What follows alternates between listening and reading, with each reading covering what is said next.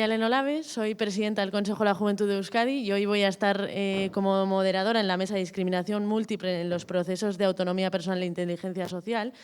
Y hoy nos acompañan 4 personas que, bueno, pues voy a ir presentando poco a poco y ellas nos van a ir contando a qué se dedican o qué hacen. Voy a empezar con Virginia Cid. Ella es licenciada en Derecho por la Universidad del País Vasco. Tras su práctica jurídica en el Colegio de Abogados de Araba, se incorporó al equipo de CEAR Euskadi. Desde el año 2016 trabaja como técnica de incidencia y como responsable de procesos de intervención comunitaria en las cuadrillas alavesas de Mendialdea y Aiaraldea. En la actualidad combina su formación jurídica en extranjería y asilo con su trabajo en CEAR Euskadi y su participación en diferentes movimientos sociales de la capital alavesa.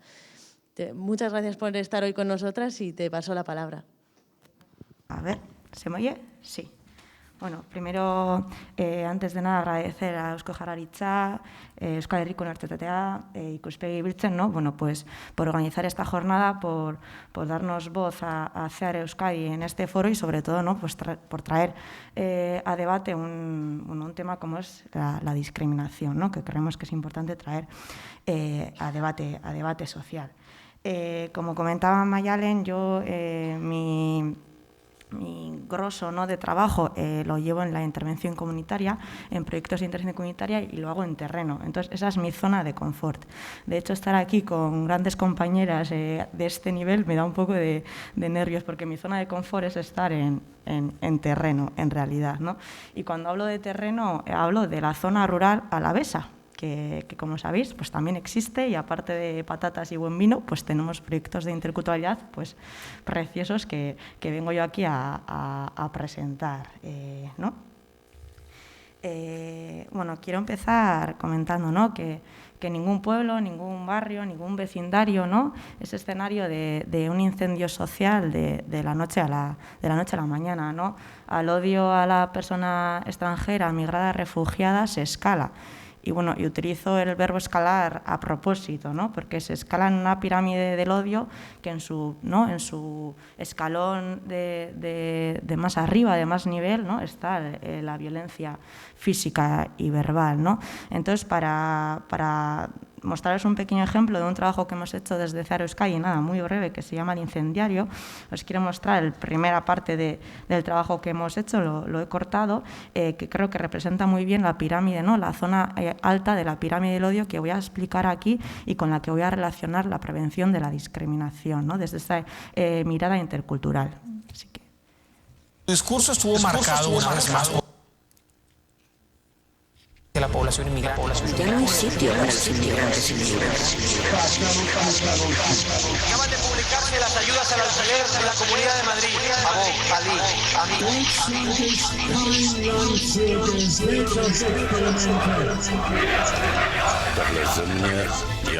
El discurso racista y xenófobo ha prendido a escala global, dando gasolina a la chispa del odio. Bueno, creo que lo habéis escuchado doblemente, pero bueno, creo que el mensaje que queda claro, ¿no? Este trabajo se llama El Incendiario y trata como los discursos del odio, ¿no? Lo que hace es generar la gasolina, ¿no?, que prende el fuego de la xenofobia, prende el fuego de la discriminación, del racismo, ¿no?, y que incendia la convivencia en nuestros pueblos y en nuestros barrios, ¿no? Entonces, vale. Ante esta violencia que hemos visto en el vídeo, la pregunta es, ¿no?, ¿qué hacemos como comunidad, qué hacemos como vecinos y vecinas de un municipio y qué hacemos como entidad o institución ante esta violencia? Y para ello quería presentaros la pirámide del odio, que me imagino que igual muchas ya la conocéis. Bueno, el vídeo que os he presentado estaría en la zona en el escalón de la violencia. Y desde la pirámide se dice, ¿no?, explica que debajo de la violencia está la discriminación, que es el tema que nos atañe ahora. En el País Vasco y desde la entidad de CEAR Euskadi tratamos, ¿no?, la discriminación a través de la red Era Berea, ¿no?, la red de igualdad de trato y no discriminación, que lo que hace es acompañar a víctimas de discriminación desde esa mirada de interculturalidad, desde esa mirada de colectivo gitano y desde esa mirada de colectivo LGTBI+, ¿no? Entonces, debajo de la discriminación están los actos prejuiciosos pecaminosos, que sería el insultar, el excluir, el ridiculizar a un cierto colectivo. Y debajo de esos actos prejuiciosos es donde yo voy a centrar mi ponencia, que son las actitudes prejuiciosas, ¿no? Que lo que hacemos en Ceare Euskadi, aparte de acompañar, ¿no?, a estas personas que han sufrido discriminación a través de Era Berean, es bajarnos a la base de la pirámide, ¿no?, para prevenir y actuar antes de que se dé esta discriminación, ¿no? Y este es el proyecto que yo vengo a explicar rápidamente, y como comentaba anteriormente, que son proyectos que llevamos a cabo en zona rural alavesa.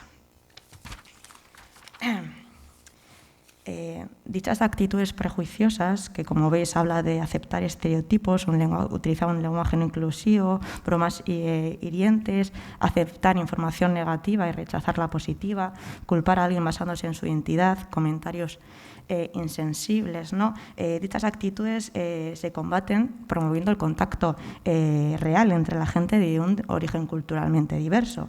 Y este contacto y estas relaciones interpersonales se dan a través de estos proyectos de intervención comunitaria en los que trabajamos desde la entidad, y que creemos que son la base, ¿no?, para que esos escalones sea más difícil escalarlos y llegar a la violencia con la que hemos visto en el vídeo.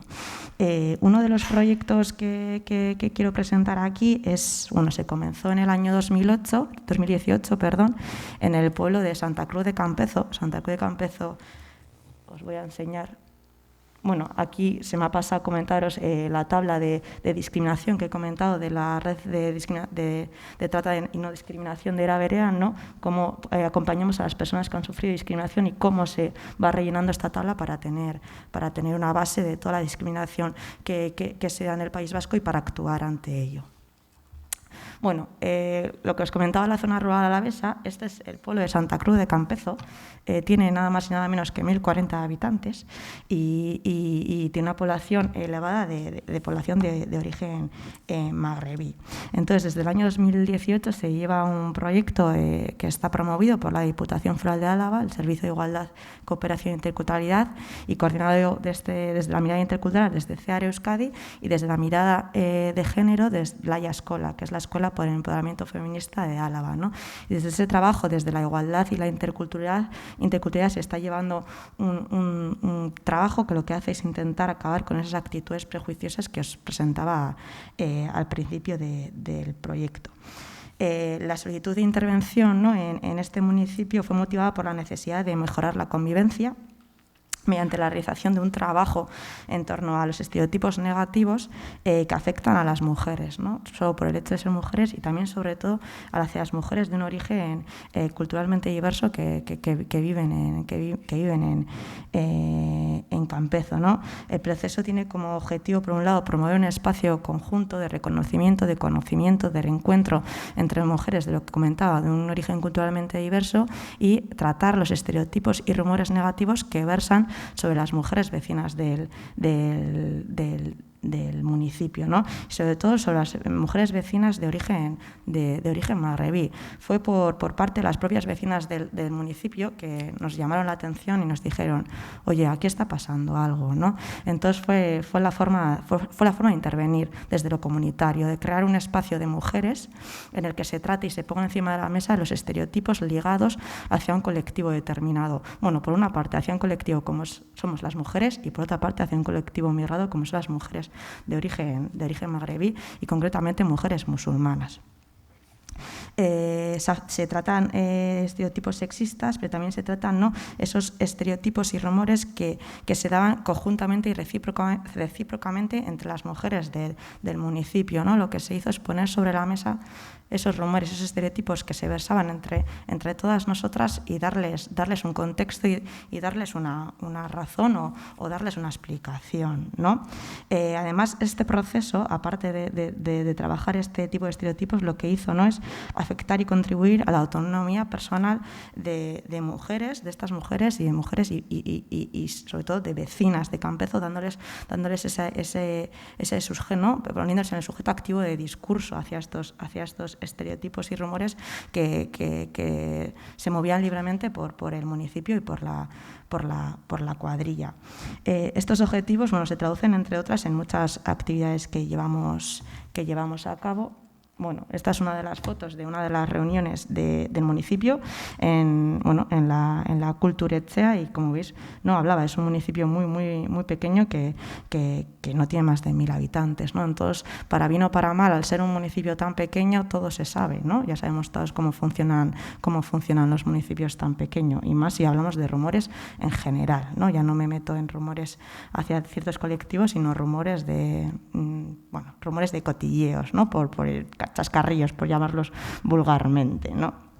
Entonces, bueno, estos objetivos se tradujeron en un proceso muy bonito en el que hoy en día seguimos, ¿no? Y que lo que hacen es, pues lo que decía, ¿no? Estos encuentros entre mujeres, trabajo en torno a estos rumores, participación conjunta de este grupo de mujeres en foros municipales, en foros comunitarios que se dan en el pueblo, en actuaciones de visibilización y sensibilización propuestas y diseñadas por las propias mujeres, ¿no? Todo este trabajo realizado desde el último escalón de la pirámide, y permitidme que vuelva atrás, yo lo colocamos desde la entidad en las actitudes prejuiciosas, ¿no? En esos aceptación de estereotipos y aceptación de información negativa y el rechazo hacia lo positivo, ¿no? Porque creemos que desde ese trabajo, desde la parte baja de la pirámide, es más difícil subir a escalones donde es más difícil desactivar, ¿no? Todos estos actos de discriminación. Durante todo el proceso con las mujeres salieron situaciones que las mujeres compartían de situaciones que han sufrido, ¿no? Actos discriminatorios en su día a día, tanto en el pueblo como cuando salen, ¿no? Cuando se van a Gasteiz o cuando se encuentran en el ámbito laboral, en el ámbito familiar, incluso en el ámbito educacional, ¿no? Se pusieron sobre la mesa diversas actitudes, ¿no? Discriminatorias. Se contaba, por ejemplo, un ejemplo de no poder hacer unas prácticas de un curso por llevar un hijab. Se hablaba de la discriminación en el acceso a la vivienda simplemente por tener menores a cargos, ¿no? Entonces se puso sobre la mesa la triple discriminación que muchas veces viven muchas las mujeres, ¿no? Discriminación por ser mujer, discriminación por ser migrante y discriminación por ser musulmana. Estas apreciaciones, ¿no?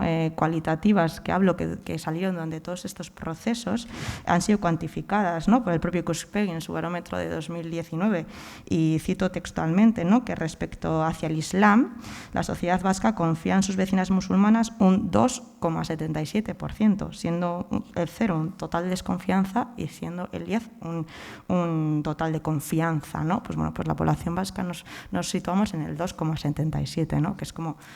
A mí me salen como alarmas rojas, pum, pum, ¿no? ¿Qué está pasando, ¿no? Y que todas estas desconfianzas van subiendo de escalón hasta llegar a una violencia como la que hemos visto en el vídeo que he presentado. Este proceso ha tenido como resultado una guía que pronto se presentará, hecha por las propias mujeres que forman parte de este grupo, en el que se tratan todos los estereotipos, se establecen las reflexiones que se han dado con este grupo de mujeres, y se anima a realizar muchas actividades para poder crear estos grupos de confianza de mujer, para poder crear estos procesos de autonomía personal, de dar este hueco a las mujeres en su propio municipio y poder así hacer actuaciones de visibilización, ¿no? y autonomía personal como vecina y como mujer del pueblo. En resumen, porque no me quiero alargar, porque seguramente mis compañeras tengan mucho y mejor que decir, desde CEAR Euskadi, ¿no? Lo que abordamos la discriminación, por un lado, desde el servicio de atención a víctimas, desde Era Berean, pero sobre todo desde el acompañamiento, ¿no? En estos procesos de intervención comunitaria del que hablaba, que son los que desactivan la base de la pirámide, ¿no? Las actitudes prejuiciosas, para que esta no eleve más escalones que son más difíciles de desescalar. Eskerrik asko.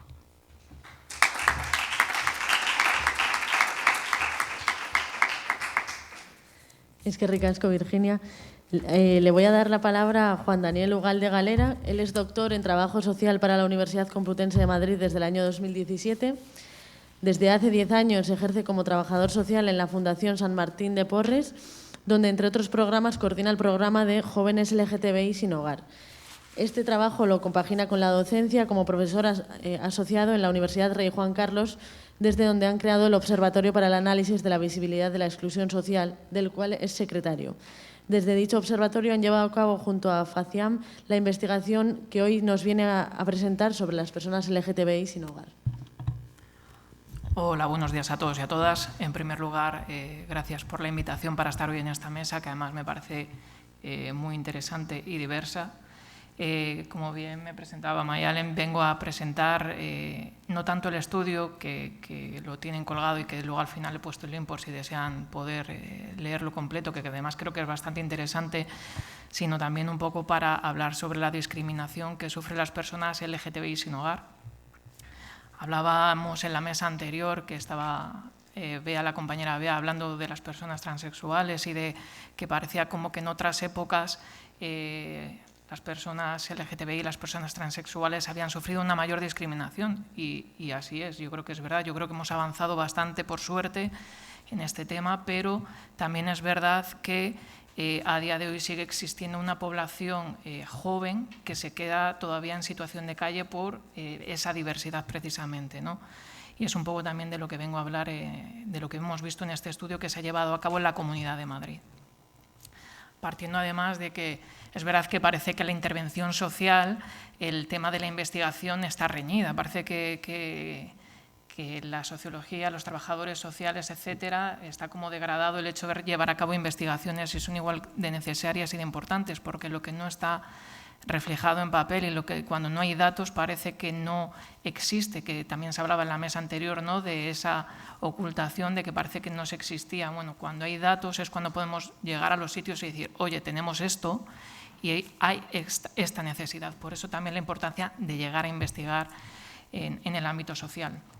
Nosotros, ¿de dónde partimos? Partimos de que no había, cuando llevábamos a cabo aquí en Bilbao también sé que se hacen los recuentos de personas sin hogar, ¿no?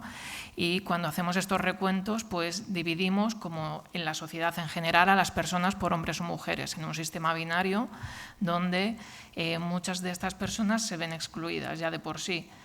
Cuando yo hice mi tesis en el año 2017, investigando un poco, el único país que en ese momento llevaba en sus estudios de recuentos de personas sin hogar otras características más allá de hombre o mujer era Canadá.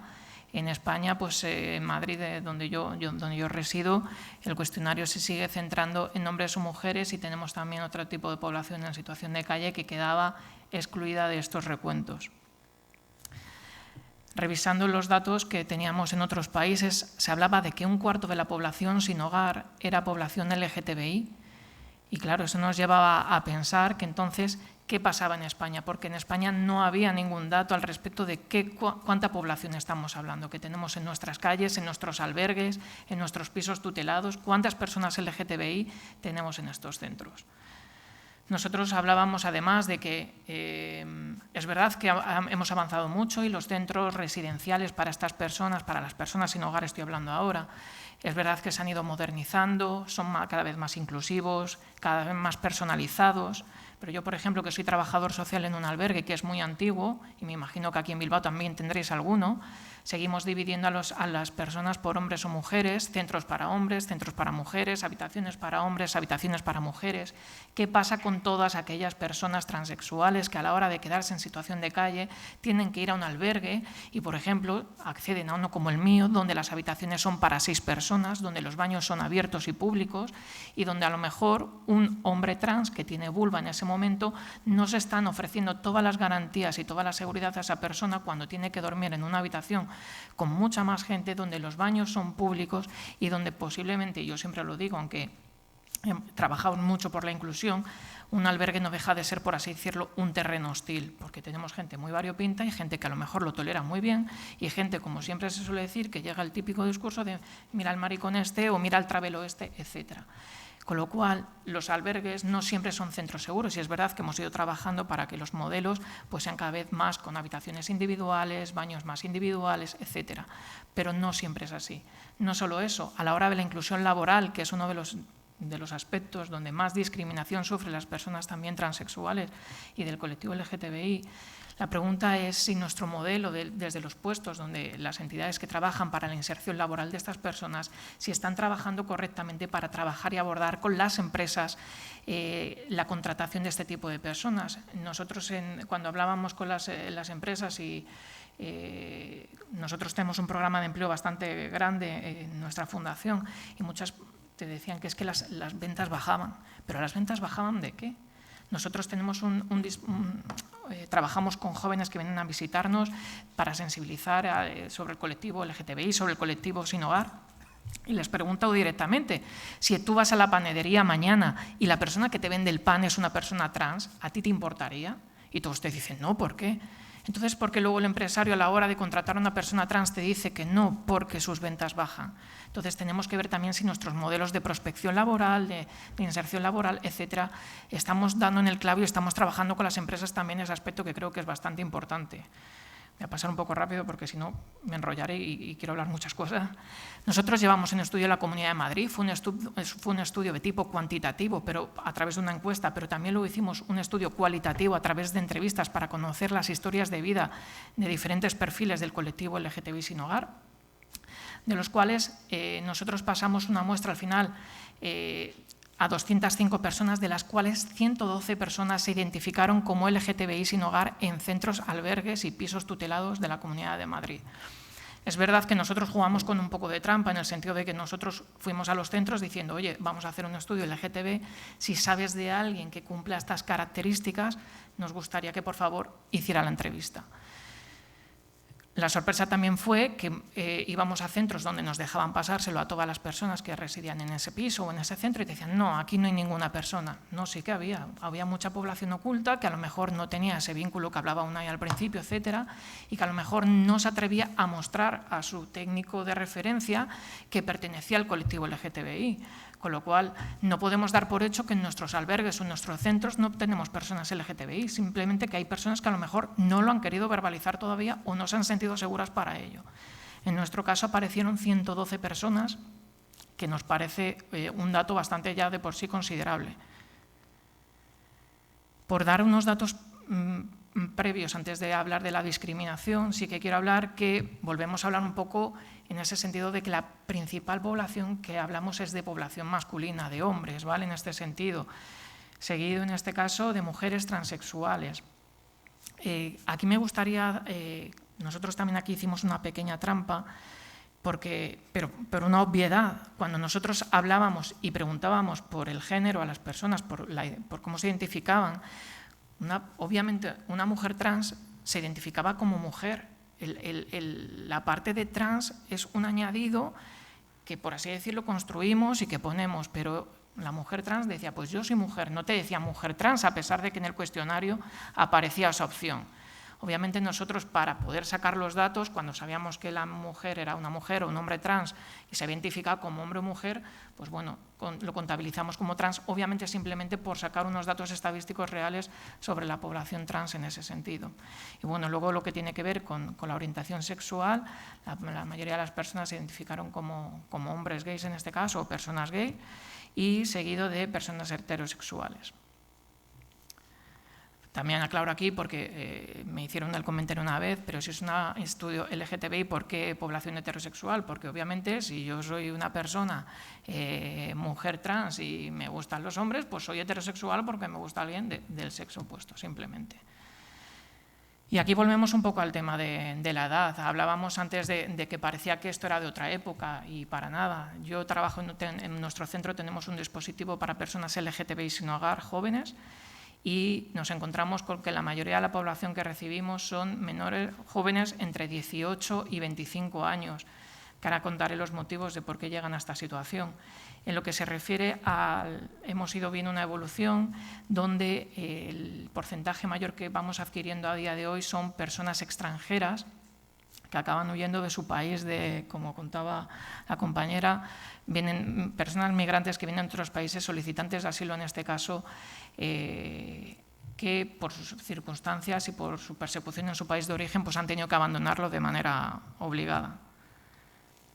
Y aquí viene el dato principal, ¿no? ¿Cuál es la causa por qué estas personas quedan en situación de calle?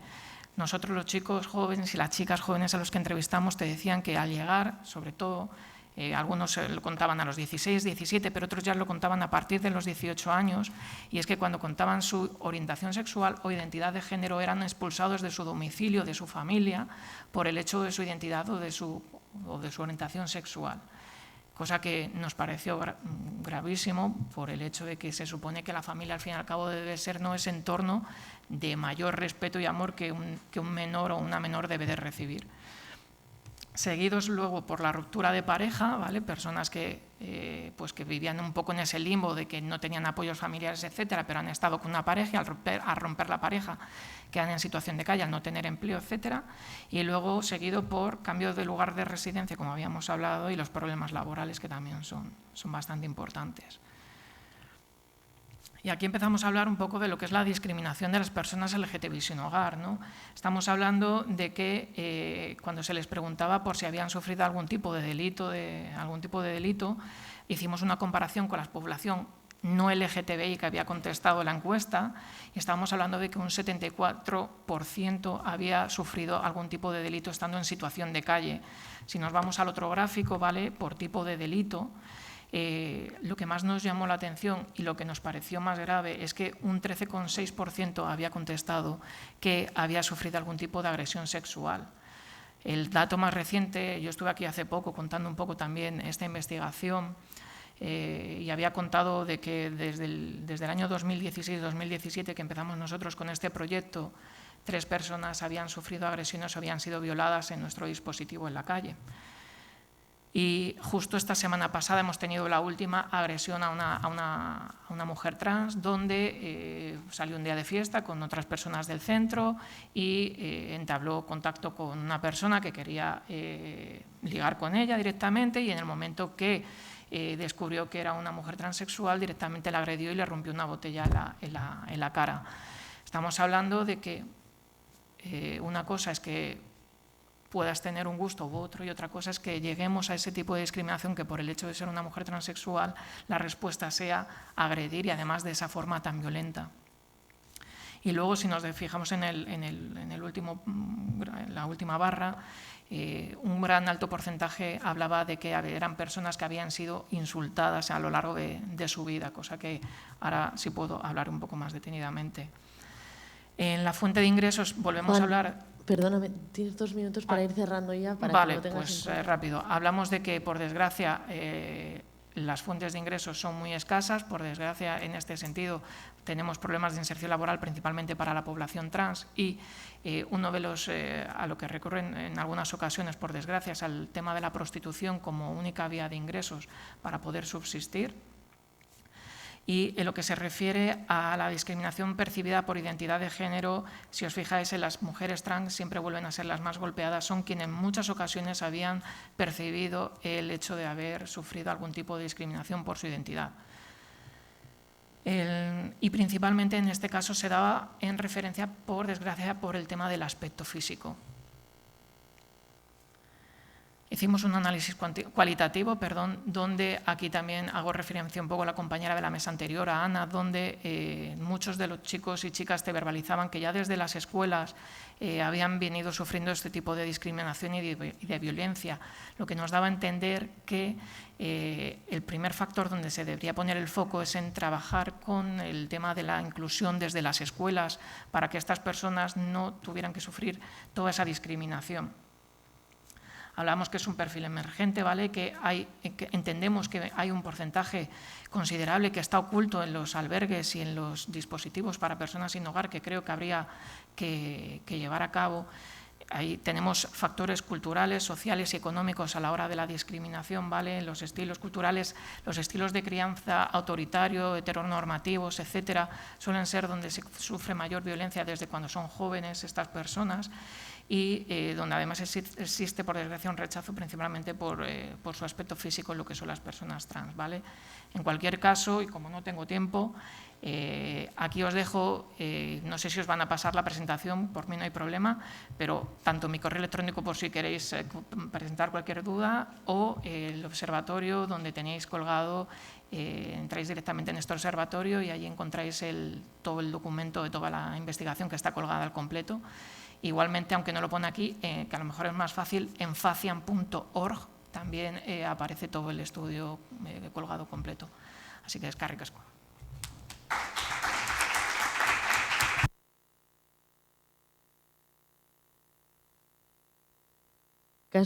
A ver, eskerrik asko, ya siento tener que hacer de poli malo. Es para que intentemos respetar un poco entre todas y nos dé tiempo a lo máximo posible. En tercer lugar nos acompaña María del Carmen Cortés Amador. Ella es licenciada en Derecho por la UNED y tiene un máster en Derechos Fundamentales con especialidad en Defensa Jurídica ante los Tribunales, también por la UNED. Desde hace 10 años trabaja en la Fundación Secretariado Gitano. Su trabajo profesional está enfocado a la defensa del derecho a la igualdad de trato y de oportunidades de las personas gitanas. Actualmente forma parte del Departamento de Igualdad y Lucha contra la Discriminación de la FSG en Madrid, colaborando en la coordinación técnica del Servicio de Asistencia y Orientación a Víctimas de Discriminación Racial o Étnica del Consejo para la Eliminación de la Discriminación Racial o Étnica, que se enmarca del Ministerio de Igualdad. Una vez presentada, te doy la palabra. Eskerrik asko. Hola, buenos días a todas y a todos. Voy a empezar mi intervención porque me parece interesante el concepto de discriminación interseccional, recordar qué significa la discriminación interseccional. La discriminación interseccional consiste en la distinción, exclusión o restricción basada en la interacción o intersección de varios factores o categorías protegidas que se produce de forma única en una persona determinada o grupo determinado y que tiene por objeto, por resultado, anular o menoscabar el reconocimiento, goce o ejercicio en condiciones de igualdad de sus derechos humanos, libertades fundamentales en las esferas política, económica, social, cultural, civil o en cualquiera otra esfera. Me parecía importante hacer un recordatorio de qué significa la discriminación interseccional, porque creo que plantear la existencia y la identificación de la discriminación interseccional nos permite analizar las distintas realidades en las que se encuentran hoy en día otras personas y otros grupos de población desde el punto de vista de las desigualdades sociales, sobre todo de las desigualdades sociales y el acceso a estos derechos, en donde influyen, como hemos visto, unos motivos como pueden ser el género, la etnia, la discapacidad, la orientación sexual, que vemos que interaccionan y que no son independientes entre sí y que a la vez sitúa a la persona o persona en una situación diferente y única con respecto al resto. Creo que este planteamiento es fundamental cuando hablamos de población gitana. Yo trabajo en la Fundación Secretariado Gitano. Como han dicho, es una entidad social sin ánimo de lucro que lleva más de 30 años trabajando por la promoción integral de la comunidad gitana en España. Y tengo que decir que la comunidad gitana en España es una de las minorías étnicas más importantes de España y de Europa, pero también es uno de los grupos de población más rechazados y con peor imagen social. Cuando hacemos el planteamiento, cuando he leído el concepto de discriminación interseccional y hemos visto que es una vulneración directa a derechos, al derecho a la igualdad y al derecho a la no discriminación, que incide directamente en el ejercicio de los derechos y las libertades de las personas, también incide en el propio desarrollo personal y profesional de la persona y de su entorno. Porque en el momento que una persona no pueda acceder en igualdad de condiciones o en igualdad de oportunidades a los acceso a bienes y servicios, al acceso al ejercicio de su ciudadanía, se está produciendo una vulneración y un menoscabo de los derechos de esa persona. Y no es que la prohibición de la discriminación se encuentra consagrada en el Sistema Universal de Derechos Humanos. Es decir, la Declaración Universal de Derechos Humanos, en su artículo 1, hace mención a que todas las personas somos iguales y en dignidad. Sin embargo, vemos que efectivamente en la práctica esto no es así. También en nuestro ordenamiento jurídico tenemos referencia a esta prohibición de discriminación y voy a mencionar el artículo 14 de la Constitución porque dice que todos los españoles son iguales ante la ley sin que pueda prevalecer discriminación alguna y a continuación enumera los motivos o categorías en las que no se puede discriminar por razón de nacimiento, raza, sexo, religión, opinión o cualquier otra condición, circunstancia personal o social. Como decía, la discriminación supone una vulneración directa al derecho de la igualdad de trato y fijaros, es una vulneración del derecho a la igualdad de trato que, por otro lado, vulnera otros derechos, como decía, de la esfera más personal de la persona y de su entorno. Cuando hablamos de diversidad, y estas jornadas también en el nombre de la jornada aparece el término diversidad y discriminación interseccional, me parece irónico que conociendo y además constatando cómo es de diversa nuestra sociedad, cómo son de diversos los grupos de población que componen hoy nuestra sociedad multicultural, es irónico, como decía, cómo el resultado y en la práctica tratamos de simplificar en muchas ocasiones estas realidades, invisibilizando el gran problema de la discriminación múltiple, pero también invisibilizando esta diversidad social y cultural que nos atraviesa a todas. Esta idea homogeneizadora, porque claro, cuando tratamos de simplificar estas realidades o las situaciones en las que se encuentran muchas personas, en mi caso, en el caso de las personas gitanas, estamos tratando de homogeneizar estas realidades y ese proceso de homogeneización constatamos, ¿no?, que no da respuesta a los grupos de población que se encuentran en situación o que sufren esta discriminación interseccional.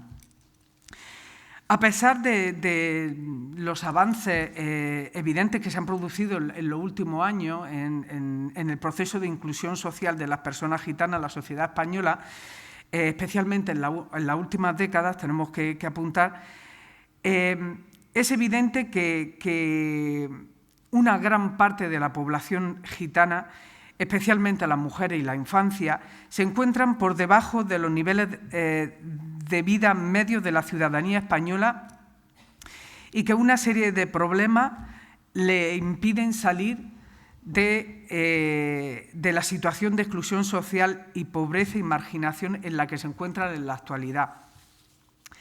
Esta situación de exclusión social, de pobreza y marginalidad, que ha quedado constatada según el estudio comparado sobre la situación de la población gitana en España en relación al empleo y pobreza de 2018. Para mí es fundamental, es decir, para la Fundación es fundamental cuando hacemos estos análisis y, como decía al principio, poder plantear el concepto o la definición de qué es la discriminación interseccional y cómo afecta a determinadas personas, a determinados grupos, es fundamental conocer en qué situación se encuentran ese grupo de población, qué situaciones de partida, para poder analizar así cómo le puede afectar, por ejemplo, una situación de crisis o de pandemia en la que nos encontramos. Fijaros, quería mencionar algunos datos, ¿no? Estamos hablando de una población muy joven, con un 66% de personas menores de 30 años. La pobreza y la exclusión afectan a más del 80% del total de la población gitana y el 46% es extremadamente pobre, algo que evidentemente tiene un gran impacto en los menores, con una tasa de pobreza infantil que se sitúa en un 89% frente al 30,7% de la población general. La tasa de paro alcanza en la población gitana un 52%, lo que supone 3 veces más que la población general, que la tasa de paro se encuentra en 14,5% y donde evidentemente las mujeres gitanas padecen una clara desventaja, no hablo de solo mujeres gitanas, sino mujeres en general por la desigualdad de género, debido a su doble condición, en este caso como mujer y como gitana, y contando con una tasa de empleo que solo llega al 16%. Tan solo el 17% de la población gitana mayor de 16 años tiene completado estudios de la ESO o superiores y frente al casi 80% de la población general. Fijaros qué contexto, ¿no? Los datos, cuando planteamos este concepto de discriminación interseccional, como decía, es fundamental conocer estos datos porque la discriminación no afecta a todos los grupos y a todas las personas por igual. Vemos que cuando un grupo de población como es la población gitana se encuentra en esta situación de exclusión y de pobreza, la situación de discriminación y de rechazo va a tener un impacto mayor en ese desarrollo personal y profesional que pueda tener la persona y de su entorno. Esto, además, esta situación, además tenemos que sumarle que una de las principales barreras para el ejercicio de derechos fundamentales y libertades fundamentales de las personas gitanas es la discriminación cotidiana por el simple hecho de ser gitano en todos los ámbitos. Especial situación, evidentemente, la identificamos en la situación de la discriminación que se produce hacia las mujeres gitanas.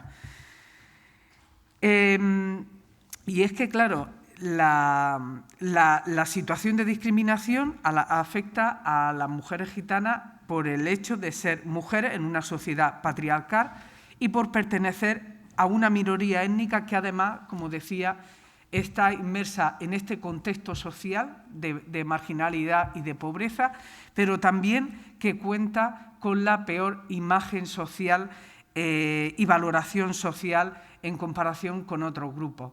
Este sentido, no puedo sino mencionar también que los medios de comunicación, la imagen negativa que se difunde en los medios de comunicación y en este periodo, en estos últimos meses, lo hemos visto con situaciones de noticias relacionadas con la pandemia en determinadas comunidades autónomas, hemos visto cómo la mención de la etnia, la situación de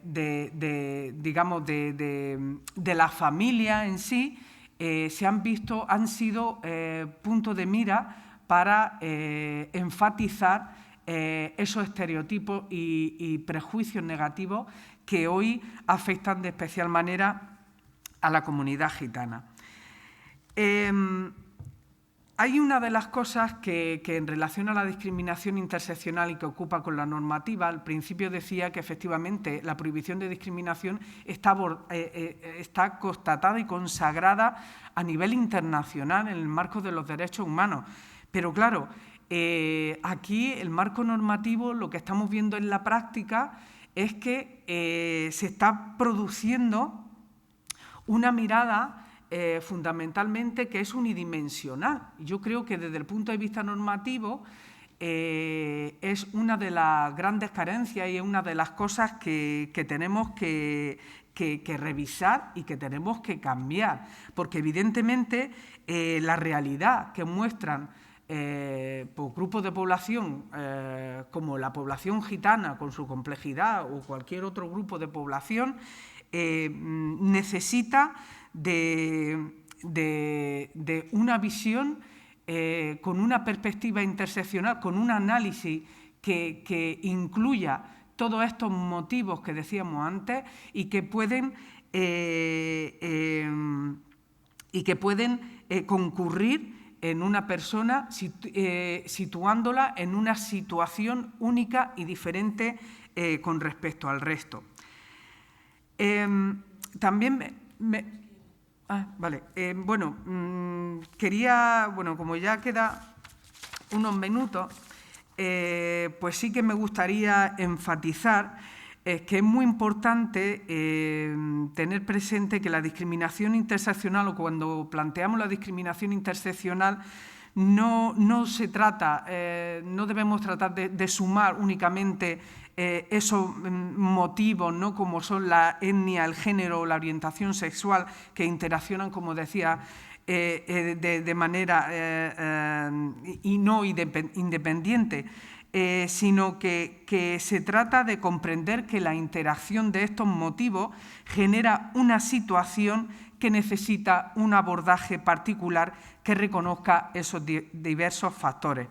Por último, para abordar esta situación, creo que es fundamental que no solo la sociedad en general, sino también las administraciones y poderes públicos puedan poner en marcha, diseñen entre todas, ¿no?, una serie de garantías para atender, que nos permitan atender estas problemáticas específicas, comprendiendo que el punto de partida no es idéntico para todas las personas, para todos los grupos, para todas las mujeres, y por tanto el camino a recorrer puede y debe estar adaptado a cualquier circunstancia. Muchas gracias.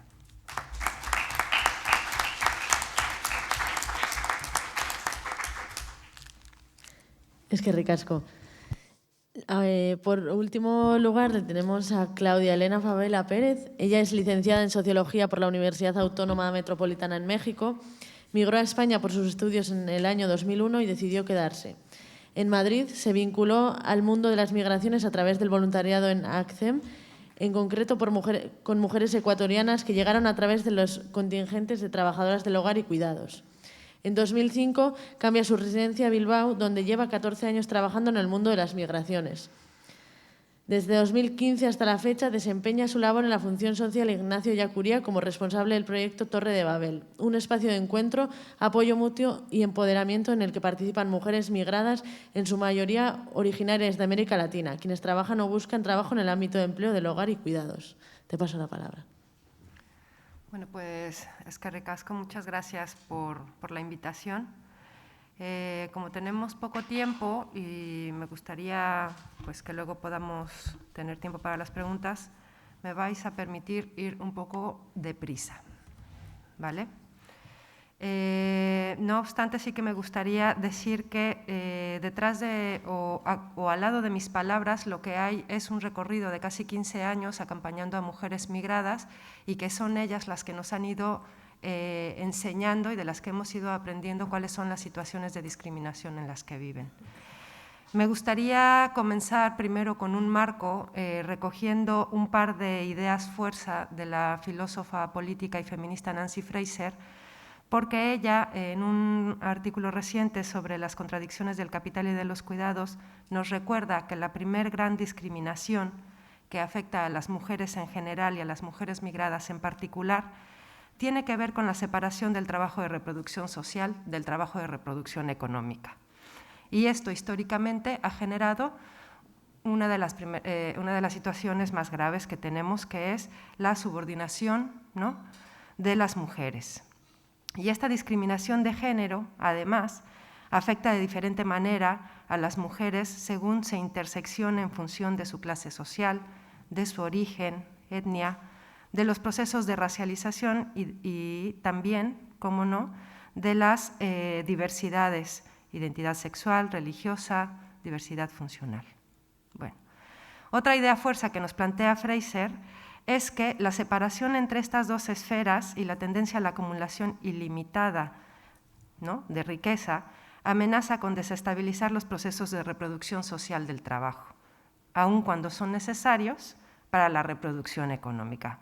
En este sentido, Si se disminuye la provisión pública, es decir, la función del Estado, ¿no?, sobre la reproducción social, y se atrae a las mujeres al trabajo asalariado, lo que ha ocurrido es que se ha reducido, ¿no?, o esto la incorporación de las mujeres no, sino la dinámica del proceso de acumulación en este momento está reduciendo los salarios reales y aumentando así el número de horas de trabajo remunerado que cada hogar necesita para sostener a la familia. Esto provoca, por un lado, pobreza de tiempo, ¿verdad?, y por otro lado, la transferencia del trabajo de cuidados, que se van resolviendo dentro del ámbito familiar o a través de su externalización en muchos casos, contratando a una trabajadora de hogar y cuidados, además de los recursos públicos. Entonces, es en este marco en el que las sociedades como la nuestra eligen y mandan llamar a las mujeres del sur, en su mayoría latinoamericanas, para trabajar en este sector, el empleo del hogar y de los cuidados. Marco, ¿vale? Ahora voy a hablar un poco sobre las diferentes discriminaciones que afectan a las mujeres migradas. La primera discriminación deriva de su condición como extranjeras o de su situación como mujeres migradas, ya sea porque se encuentran en situación administrativa irregular, ya sea porque han quedado fuera del sistema de protección internacional, sus derechos o el reconocimiento de ser ciudadanas con plenos derechos pues está limitado, ¿vale? La segunda discriminación a la que quiero referirme tiene que ver con las barreras de acceso al derecho básico que como residentes efectivas de la comunidad autónoma vasca les podría corresponder. Me refiero a la falta de acceso al empadronamiento y a las derivas que conlleva esta falta de acceso, porque bueno, pues está vinculado al acceso a los recursos sociales, a derechos fundamentales como es la atención sanitaria, la formación, una vivienda digna, entre muchos otros. Bien. Entonces, unas discriminaciones primeras, importantes. Y ahora me voy a centrar en las discriminaciones que nosotras vamos recogiendo en el ámbito laboral, en el empleo, en el trabajo del hogar y de los cuidados. Bueno, quizás lo primero que hay que decir es que efectivamente en los procesos de etnoestratificación del mercado de trabajo se asignan determinados nichos laborales en función del origen, pero también del género de las personas. Y esto supone una discriminación también porque independientemente de las capacidades y cualificación profesional que puedan tener las mujeres migradas, el nicho laboral prioritario al que se les asigna sigue siendo este. Por otro lado, la homologación de los estudios pues es otro elemento, ¿verdad?, que hace muy difícil que mujeres con otras capacidades y cualificaciones profesionales puedan tener o aspirar a cierta movilidad social. Bueno, ahora me voy a remitir también a una serie de discriminaciones que tienen que ver con la normativa del servicio de hogar familiar. Mencionar también que la Fundación Ellacuría es parte del Servicio Jesuita Migrantes y que en el 2018 publicamos un informe titulado Visibilizar lo invisible, para quienes no lo conozcan, que podéis consultar. Yo me voy a referir a algunas cuestiones que ya planteamos en este informe. Bueno, la primera cuestión sobre la normativa del servicio de hogar familiar, en términos de discriminaciones, ¿no?, tiene que ver con que, primero, esta normativa sigue teniendo derechos pendientes, ¿no?, sigue teniendo derechos pendientes que reconocer a las trabajadoras del hogar o trabajadores del hogar también, en cuanto a las cotizaciones a la seguridad social en el régimen general, en cuanto a que sean trabajadoras a las que se les pueda reconocer el derecho a la prestación por desempleo, que puedan tener mejoras en sus jubilaciones, y derechos pendientes también en cuanto a la prevención de riesgos laborales. Necesitan estar dentro del marco de prevención de riesgos laborales, porque los riesgos laborales que padecen física y psíquicamente pues carecen de reconocimiento y son muy difíciles de lograr, que el sistema de salud pueda reconocer que una mujer tiene una lumbalgia, por ejemplo, o una tendinitis derivada del trabajo que desempeña. Vale. De especial mención tenemos las discriminaciones que las mujeres en cuanto a cómo se vulneran sus derechos, que las mujeres migradas pueden tener en el ámbito de este trabajo del hogar y cuidados cuando están en una situación irregular y cuando están trabajando como internas. Bien, una dificultad añadida para las trabajadoras internas es que a menudo dependen de la voluntad de la familia empleadora para empadronarlas. De nuevo aquí las barreras de acceso para el empadronamiento, aun cuando su lugar de trabajo es su lugar de residencia habitual, ¿no? De esto la ley no obliga a que sean empadronadas. Ahora bien, otra cuestión que tiene que ver también con las normativas que les afectan y que varias compañeras me han pedido que además la mencione, tiene que ver con la exigencia de profesionalización del trabajo de cuidado a personas en el domicilio derivada de la ley de dependencia. Es decir, que las mujeres que están llevando a cabo estos trabajos bajo un contrato como empleadas del hogar deben de tener reconocidas sus competencias profesionales. Para eso están los dispositivos de evaluación de competencias profesionales, que son una buena alternativa, pero frente a los que las compañeras también se encuentran en una situación de desventaja. Y por otro lado, ellas van tomando conciencia y nos trasladan una reflexión. En estos momentos, ellas consideran que se debe separar el empleo del hogar del trabajo de cuidados, porque se está invisibilizando una buena parte del trabajo que están haciendo bajo un régimen, ¿no?, de contratación, que es el del empleo del hogar, cuando la mayoría de los labores que están haciendo son de cuidados, ¿vale? Ahora bien, ¿qué tipo de situaciones se están dando en este ámbito privado, ¿no? ¿Qué tipo de relaciones se están dando en este ámbito privado? Bueno, pues se están dando situaciones no solamente de vulneración de derechos reconocidos, sino también situaciones en las que se está naturalizando prácticas discriminatorias. Y esto es muy importante. Por un lado, observamos que el conocimiento, o más bien el desconocimiento de los derechos, ¿no?, y de las obligaciones, ¿verdad?, en el ámbito del trabajo del hogar y de los cuidados, tanto por las trabajadoras como por las familias empleadoras, está generando que parte de las prácticas habituales que se llevan a cabo no se consideren discriminatorias, no se sepa que son discriminatorias y de esta manera se estén naturalizando. Las mujeres nos han contado distintos ejemplos y solamente me voy a centrar en algunos, ¿no? Me dieron de baja en la Seguridad Social y cuando pregunté por qué me dijeron que por ser migrada no tenía derechos. Esta asociación muchas veces de ser migrante y no tener igualdad de derechos, pues nos habla de una discriminación clara y de un imaginario colectivo que tenemos que atajar, ¿no? No tenía habitación, dormía en el comedor, en un sofá-cama y sin mantas. Bueno, pues aquí otra mirada sobre las mujeres que también es discriminatoria.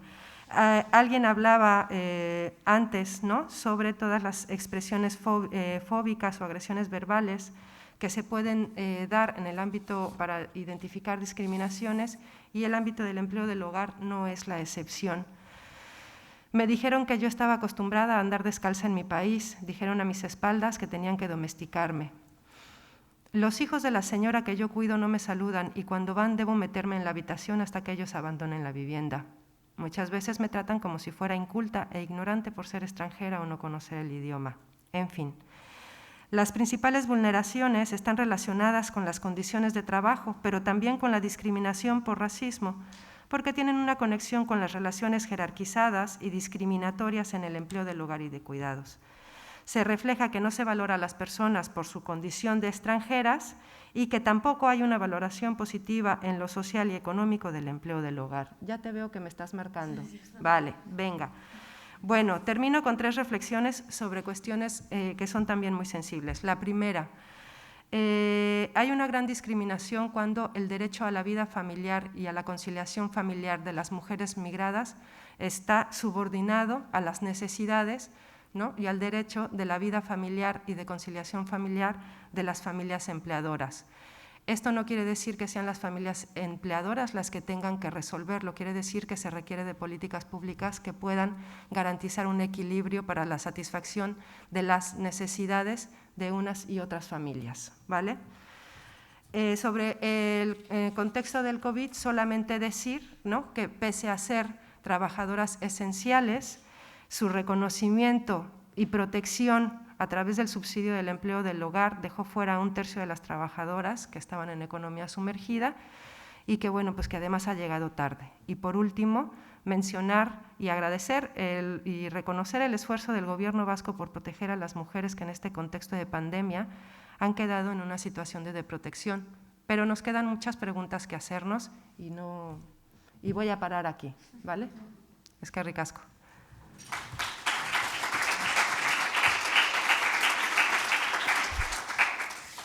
Es que ricasco a las 4. Antes de dar paso a las preguntas del público, sí que me gustaría lanzaros una pregunta.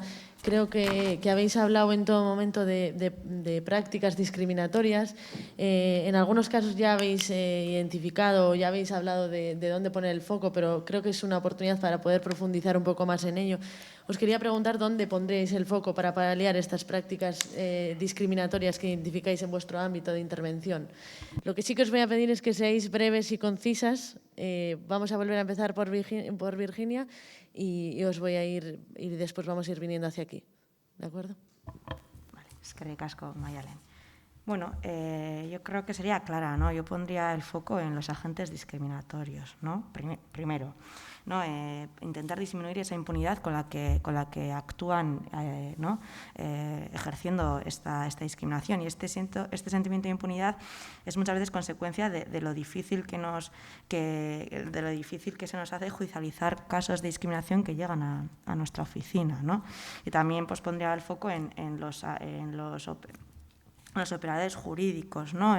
En los casos de discriminación, ¿no? Que puede haber indicios de delito e inicie diligencias, ¿no? En vez de archivar y no ver ni siquiera agravantes de racismo, ¿no? Esta disfunción jurídica yo creo que lo único que hace es a las personas que han sido discriminadas, ¿no?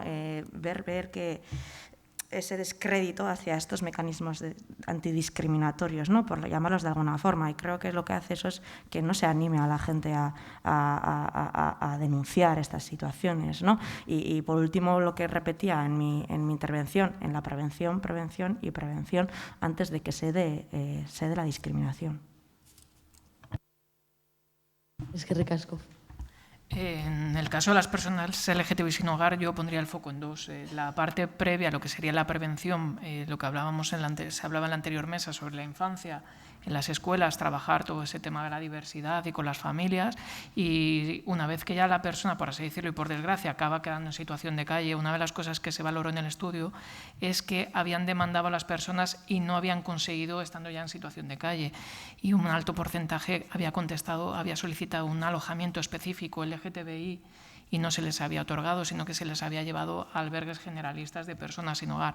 Entonces, una vez que ya se queda en situación de calle, creo que igual que se generan espacios para personas migrantes, personas con discapacidad, etcétera, pues que también deben existir recursos específicos para personas LGTBI sin hogar.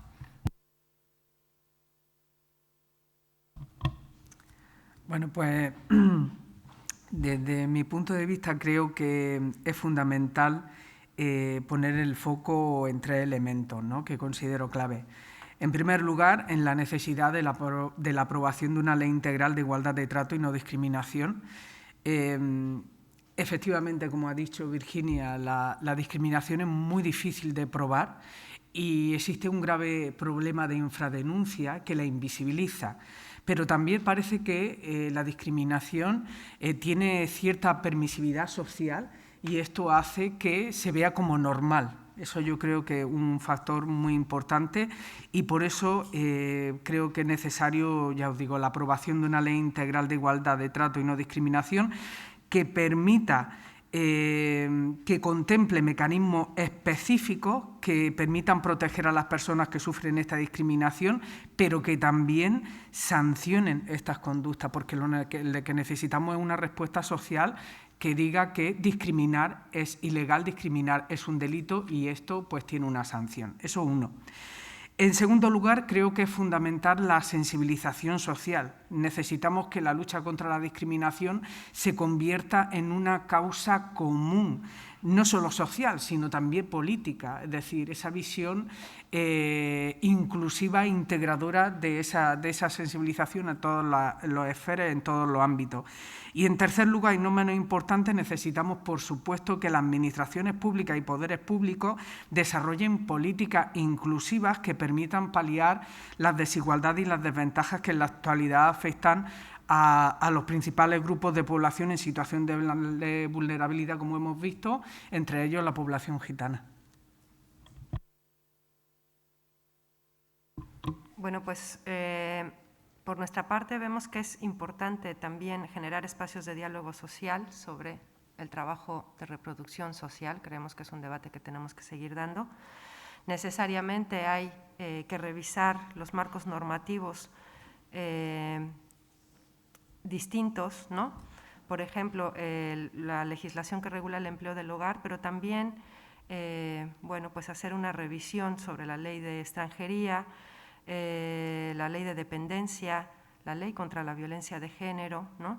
Para que se tengan en cuenta y se reconozcan las situaciones específicas de las personas que están en una situación de mayor vulnerabilidad y que, como comentaba mi compañera, ¿no? La intersección de las diversas discriminaciones hace que estén en una situación que requiere de unas medidas ajustadas, ¿vale?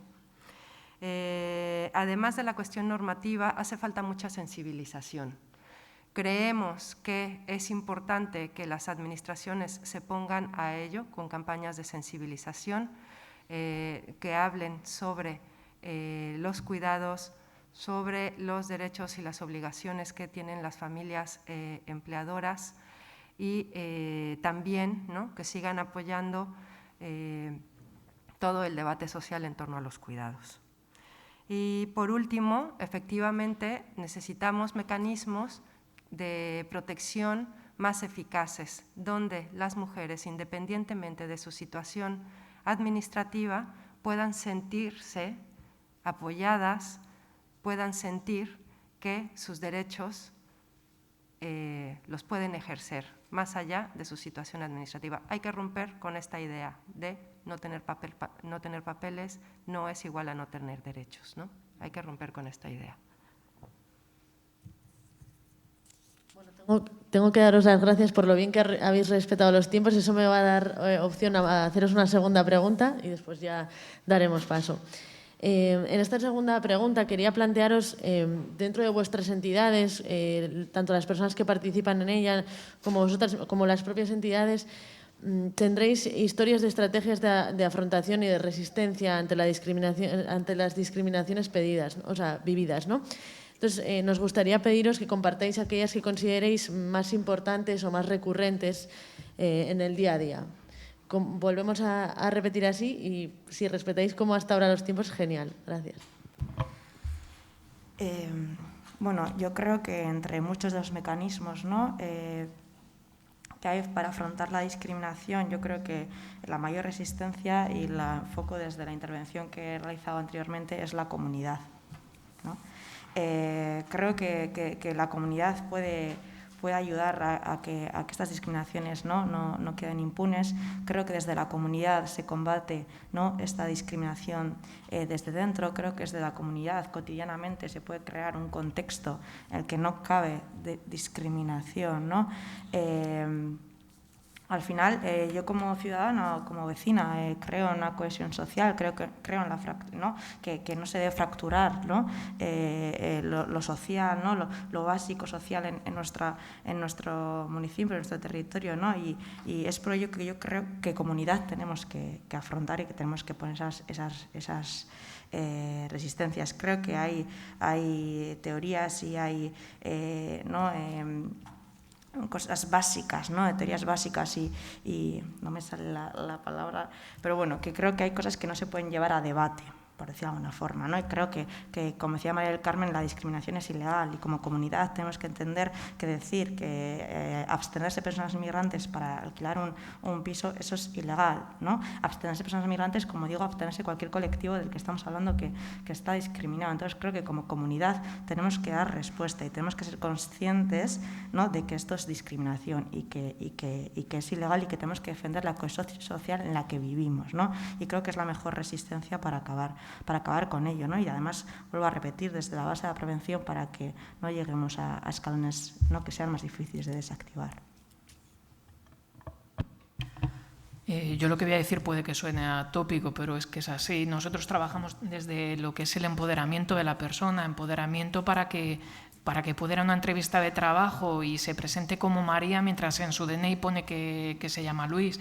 Empoderamiento para que cuando tiene que acceder a su puesto de trabajo, cuando lo ha conseguido y en el vestuario tiene que decidir si entra al vestuario de hombres o de mujeres, se identifique y sepa cómo afrontar todas esas situaciones. Pues trabajamos desde el empoderamiento para que la persona se muestre tal y como es y viva esa diversidad de una manera natural y sin el miedo continuo a ser discriminado, rechazado, etc. Y es un poco cuando la persona también se da cuenta que tiene que vivir con cierta libertad y con cierta garantía toda su situación y rompiendo esos miedos que son los más complicados.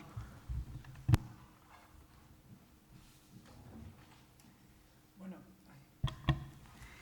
en nuestro caso, en la Fundación Secretariado Gitano llevamos más de 16 años analizando incidentes discriminatorios, recogiendo y difundiendo casos de discriminación cotidiana a las personas gitanas y específicamente a las mujeres gitanas cuando hablamos de discriminación interseccional. Aquí, en este caso, quería señalar dos cuestiones fundamentales y es que es una de las problemáticas que venimos analizando en los últimos años, es el desconocimiento de los derechos ante la discriminación de las personas que la sufren. Por lo tanto, es fundamental este conocimiento en derechos, darle herramientas, habilidades para poder denunciar esta discriminación, siempre con un acompañamiento súper cercano. Y, en segundo lugar, la identificación de la discriminación, porque no es solo que conozca la discriminación. En muchos de los casos que registramos, muchas personas gitanas no saben que han sido víctimas de una discriminación, porque tienen la situación tan asimilada y tan normalizada en su vida cotidiana que invisibiliza, ¿no?, que la discriminación y que, por lo tanto, no se denuncia. Nosotras, hace 2 años, quería aprovechar el momento para informaros que tenemos una guía sobre discriminación interseccional en el caso de mujeres gitanas que se puede descargar gratuitamente de la página web, en donde analizamos todas estas situaciones, en donde, por ejemplo, el caso de las mujeres gitanas en los supermercados, bueno, voy a utilizar la palabra monstruoso, ¿no? Me parece una situación muy compleja y a la vez que vulnera los derechos de las mujeres, porque inmediatamente cuando una mujer gitana entra a un centro comercial, en un supermercado, es perseguida por los agentes de seguridad porque piensa directamente que ya va a robar, ¿no? O sea, imaginaros la situación. En muchos casos las mujeres, pues claro, se encuentran en una situación muy, no sé cómo decirlo, muy angustiosa, ¿no?, de tener que demostrar que ha entrado a comprar y que no está realizando ningún acto delictivo. Pero claro, ahí nos encontramos una vez más con esa imagen asociada de que las mujeres gitanas entran a los supermercados a robar y que además mienten, ¿no? Por lo tanto, imaginaros este contexto y además la dificultad que tiene su denuncia, ¿no?, la denuncia de estas situaciones, desgraciadamente. Bueno, en cuanto a estrategias de afrontación y de resistencia, bueno, nosotras también recogemos, ¿no? Hemos estado recogiendo y haciendo algún material de sensibilización con las historias de las compañeras. Hacemos un trabajo de sensibilización también con ellas como agentes de sensibilización.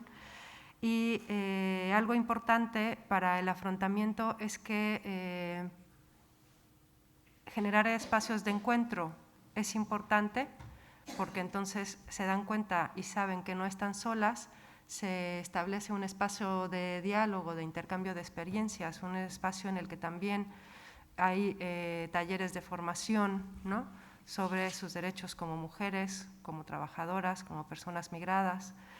Entonces, bueno, pues está ese espacio de encuentro que es ya en sí mismo es una estrategia de afrontación y de resistencia, porque permite también ir facilitando esos procesos de empoderamiento individual y colectivo.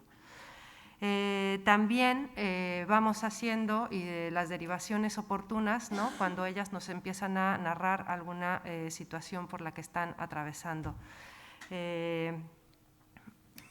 Quizás también comentar que en este momento estamos tratando de elaborar un material antirrumor que va, bueno, pues esperamos que vea la luz antes de que termine este año, después de haber hecho un trabajo con ellas, ¿no?, después de haber hecho un taller en el que han sido ellas las que han estado identificando, ¿no?, mencionando aquellas situaciones discriminatorias que se encuentran en su vida cotidiana y en distintos ámbitos. Decir que muchas veces, aunque no sepamos cuáles son, aunque ellas muchas veces no puedan identificar una situación como discriminatoria, sí la pueden identificar como injusta, ¿no? Entonces yo creo que eso también nos da pistas de por dónde la capacidad de estas mujeres es también una capacidad activa desde lo cotidiano de afrontación y de resistencia, es decir, miradas pasivas aquí pues no queremos, ¿no? Y de la misma manera, cuando ellas van tomando conciencia de cuáles son sus derechos, ¿no?, y de las dificultades para ejercerlos, ¿verdad?, también toma, ¿no?, más importancia la dimensión de lo colectivo y también la importancia de la dimensión de lo comunitario, que aquí se ha mencionado y que creo que es un aspecto fundamental.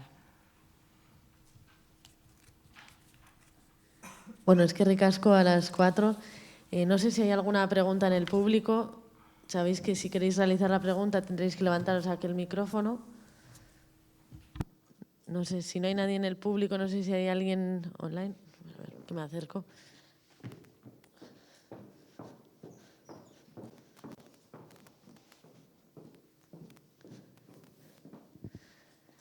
Está aquí, ¿no? Bien. Nos preguntan, 15 años va para Claudia, 15 años acompañando a mujeres migradas. ¿Algunos pasos, acciones positivas de equidad que se están dando para la igualdad de oportunidades de las mujeres trabajadoras de hogar y de cuidados? Pues yo creo que sí. Pasos positivos, por lo menos en 2 o 3 sentidos. Voy a hacer mención al primero, que tiene que ver con el trabajo de sensibilización, ¿vale?, sobre las migraciones en general, sobre la feminización de las migraciones y luego, en particular, sobre la situación de las mujeres migradas que están trabajando en el empleo del hogar y de los cuidados. Entonces, yo creo que ahí estamos avanzando en dar a conocer pues la situación de las mujeres desde el ámbito de las migraciones, no solo desde el ámbito del empleo del hogar y de cuidados, que ya es un tema en sí mismo, ¿vale? Luego, en esta medida, además de la sensibilización a la sociedad vasca, pues también estamos haciendo y seguimos haciendo un trabajo, ¿verdad?, hormiguita y que va dentro de estas reuniones de encuentro de sábados, que es efectivamente el del conocimiento, reconocimiento, autoestima, ¿no?, y un montón de cuestiones que tenemos que tener en cuenta para que las mujeres cuenten con este espacio propio en el que se puedan seguir fortaleciendo, ¿vale? Y luego mencionar también que una de las cosas, así como muy pragmáticas que hemos hecho también, ha sido aprovechar el impulso de los dispositivos de evaluación de competencias de hace un par de años, y aquí aprovecho para saludar a mi compañera Lisette, que la veía por ahí, que estuvo en la Fundación Ellacuría echándonos una mano muy importante para que las mujeres pudiesen acceder a estos dispositivos. O sea, ha sido una de las apuestas importantes en la Fundación en estos años, la del acceso al reconocimiento de profesionalización de un sector que lo tiene francamente complicado.